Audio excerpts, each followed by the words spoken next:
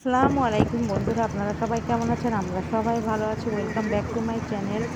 এটা হচ্ছে 31শে ডিসেম্বর। আমি ঢাকায় যাচ্ছি। পদ্মা সেতুর উপরের দৃশ্য। আমার বাচ্চাদের নিয়ে আমার বড় মেয়ের বাসা চেঞ্জ করার জন্য এবং ছোটো মেয়ের ডাক্তার দেখাবো। তো আমরা এখান থেকে রওনা দিলাম। বেশ ভালোই লাগছিল। পদ্মা সেতু পার হচ্ছি অনেক, এবং টুকিটাকি আরও কিছু কাজ আছে, এগুলো সারার জন্য বেশি দিন থাকা হবে না। তারপরও যাচ্ছি, বিকালের পরিবেশ। যাই হোক, একটু পরে সন্ধ্যা নেমে আসবে। এরকম দৃশ্য খুবই ভালো লাগছে। তো কিছুটা মুহূর্ত ক্যামেরা বন্ধ। ওই দিন রাত্রে পড়লো 31st ডে নাইট। এই জীবনের প্রথম আমরা ঢাকাতে 31st ডে পড়লাম। তো রাত্রে ঢাকার আমার বাচ্চারাও দেখলো প্রত্যেকটা দিকে বোম এবং বিভিন্ন বাজি বাজনা, চারিদিকে কি একটা শব্দ এবং এত পরিমাণে বাজিগুলো ফুটাচ্ছিল। তো আমার বাচ্চারা বেলকনি এবং জানালা দিয়ে দেখছিল, আমিও দেখছিলাম। এই প্রথম দেখলাম। সাধারণত আমাদের মফস্বলে তো আমরা দেখেই থাকি, ঢাকারটা কখনো দেখি নাই। তো চারিদিকে বাসার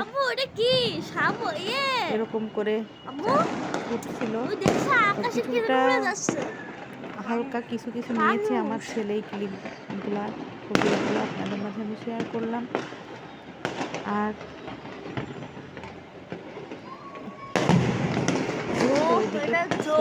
এরকম করে 31st ডে নাইট ঢাকাতে যারা জানেন তারা তো জানেনই, যেহেতু আমরা গল্প শুনেছি, কিন্তু এই ফার্স্ট টাইম আমি দেখলাম 31st ডে ঢাকার অবস্থা কেমন হয়।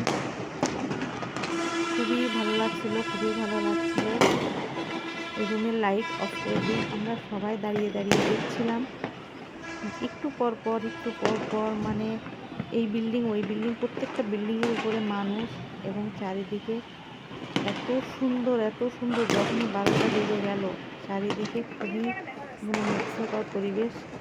তারপরের দিন এই যে আমরা সারাদিন বাসা চেঞ্জ করে সকাল থেকে জিনিসপত্র নামানো এবং অনেক ঝামেলা। তারপরে গেলাম বাচ্চাদের নিয়ে ডাক্তারের কাছে, যেহেতু ওই দিনই আমি 2টা ডাক্তারের অ্যাপয়েন্টমেন্ট দিয়েছিলাম। এরপর সারাদিন আমাদের কিছু তেমন খাওয়া হয়নি, হালকা পাতলা খেয়ে আমরা ছিলাম। তখন বাচ্চাদের খুব খিদে লেগে গেছে, বললাম আম্মু চলো আমরা খেয়ে নিই। বাচ্চাদের নিয়ে খাওয়ার জন্য আমরা একটা রেস্টুরেন্টে ঢুকলাম। আগে ডাক্তারের কাছে গিয়ে সিরিয়াল দিয়ে হিস্ট্রি লিখিয়ে তারপরে এখানে আসলাম। দেখেন সিরিয়ালটা বেশ দেরিতেই করেছে, মনে করলাম বাচ্চাদের নিয়ে কিছুটা খেয়ে নিই। এখন আমরা এই যে খাওয়া দাওয়া করবো, দেন আমরা ডাক্তারের কাছে ঢুকবো। তো বাচ্চারা বলল নান খাবে, এবং